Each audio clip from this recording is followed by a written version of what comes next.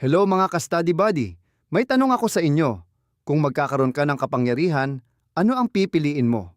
Lumipad, maging invisible, o makipag-usap sa mga hayop?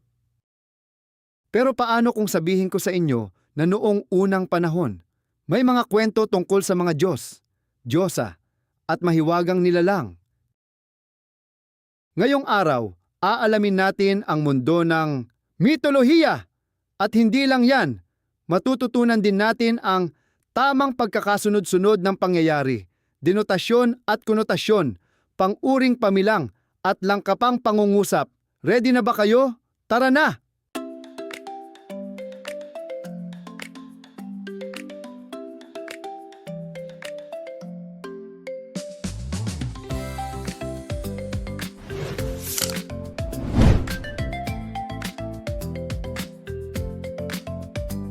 Sa pagtatapos ng aralin, ang mga mag-aaral ay inaasahang nauunawaan ang kahulugan at kahalagahan ng mitolohiya, natutukoy at naisasalaysay ang tamang pagkakasunod-sunod ng mga pangyayari sa isang tekstong naratibo, na ipapaliwanag ang pagkakaiba ng denotasyon at konotasyon ng mga salita, nagagamit ng wasto ang pang-uring pamilang sa pangungusap, at nakabubuo ng mga langkapang pangungusap gamit ang angkop na pangatnig.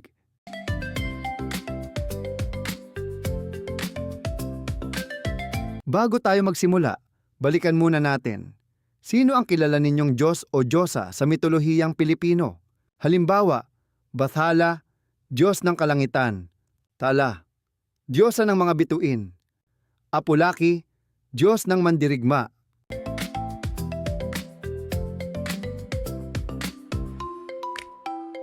Ang mga kwentong ito ay bahagi ng mitolohiya, mga kwento tungkol sa pinagmulan ng mundo, kalikasan, at paniniwala ng tao noong unang panahon.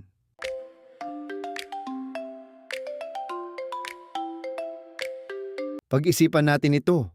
Kung ikaw ay may kapangyarihan, gagamitin mo ba ito para sa kabutihan? Paano kung ikaw lang ang walang kapangyarihan sa inyong klase? Ang mga tanong na ito ay mahalaga dahil sa mitolohiya, madalas may aral tungkol sa pagpapahalaga sa kapwa. Ngayon, pag-usapan naman natin ang kahulugan ng salita, denotasyon, literal na kahulugan, konotasyon, mas malalim o nakatagong kahulugan.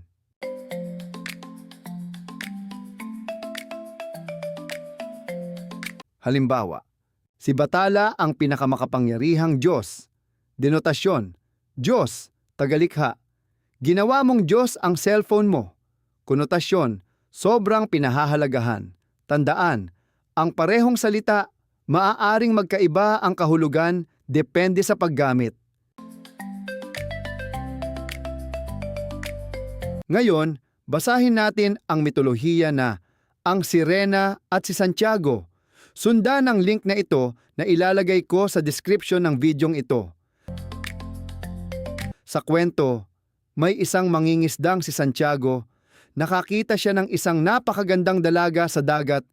Isa pala itong sirena. Nagkakilala sila at nauwi sa pag-ibig. Ngunit, hindi lahat ng kwento ay may masayang wakas. Sa huli, may aral itong maging mabuti sa kapwa at sa kalikasan. Paano natin naiintindihan ang kwento? Sa pamamagitan ng pagkakasunod-sunod ng pangyayari. Halimbawa ng panandang salita, una, sumunod, pagkatapos, sa huli. Ito ang tumutulong sa atin para masundan ang kwento ng maayos.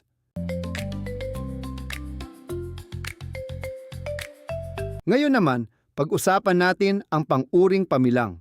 Ito ay naglalarawan ng bilang o dami. Halimbawa ng palansak, tatluhan ng pila, maramihan ang dumalo. Ibig sabihin, grupo o pangkatan ang tinutukoy.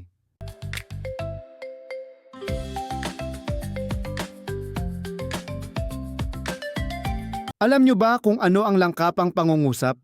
Ito ay binubuo ng sugnay na makapag-iisa at sugnay na di makapag-iisa na pinag-uugnay ng pangatnig. Halimbawa, Nagalit ang hari at nagpakawala ng alon dahil sa nangyari. May dalawang ideya sa isang pangungusap.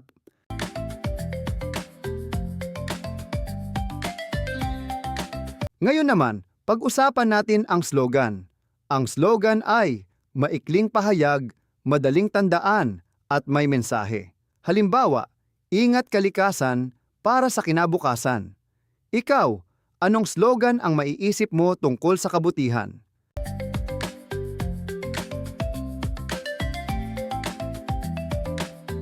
At diyan nagtatapos ang ating aralin. Tandaan, ang mitolohiya ay kwento ng paniniwala. Mahalaga ang tamang pagkakasunod-sunod. May denotasyon at konotasyon ang salita. May pang-uring pamilang at langkapang pangungusap. By the way mga ka-study buddy, available na ang complete PowerPoint presentations ng lahat ng lessons dito sa ating channel, Study Buddy PH. Super helpful nito lalo na sa mga teachers na gustong mas mapadali at mas maging engaging ang kanilang lesson presentations. At syempre, mas maiintindihan din ng students at parents ang topics, mas clear, mas organized, at mas effective ang kanilang pagre-review. All lessons are based on the revised K-12 curriculum, kaya sigurado kayo na aligned ang content sa mga dapat talagang matutunan ng learners sa school. And if you'd like to get a copy, check nyo lang ang link sa description below. Comment below, anong kapangyarihan ang gusto mong magkaroon? At huwag kalimutang mag-like, share, at subscribe sa Study Buddy PH. Kita-kits sa susunod na lesson.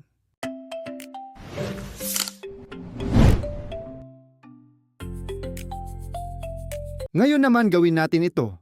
Basahin ang mga pangungusap mula sa kwentong Ang Sirena at si Santiago. Ayusin ang mga ito ayon sa tamang pagkakasunod-sunod. Isulat ang bilang 1 hanggang 5, sapat lang.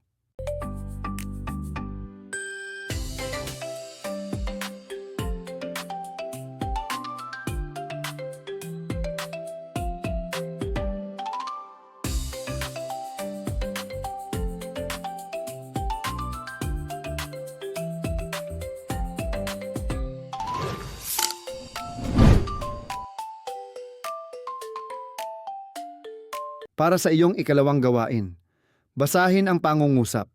Tukuyin kung ang kahulugan ng salitang may salungguhit ay denotasyon o konotasyon. Ipaliwanag ang kahulugan nito.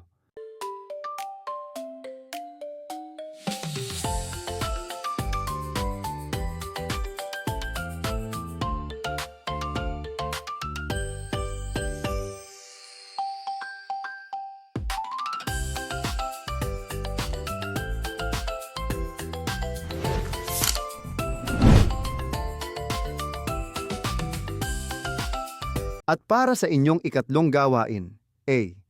Bumuo ng dalawang pangungusap gamit ang pang-uring pamilang. Halimbawa, maramihan, tatluhan. B. Bumuo ng dalawang langkapang pangungusap gamit ang mga pangatnig at ngunit, dahil, kaya. Gawing gabay ang mga halimbawa sa susunod na slide.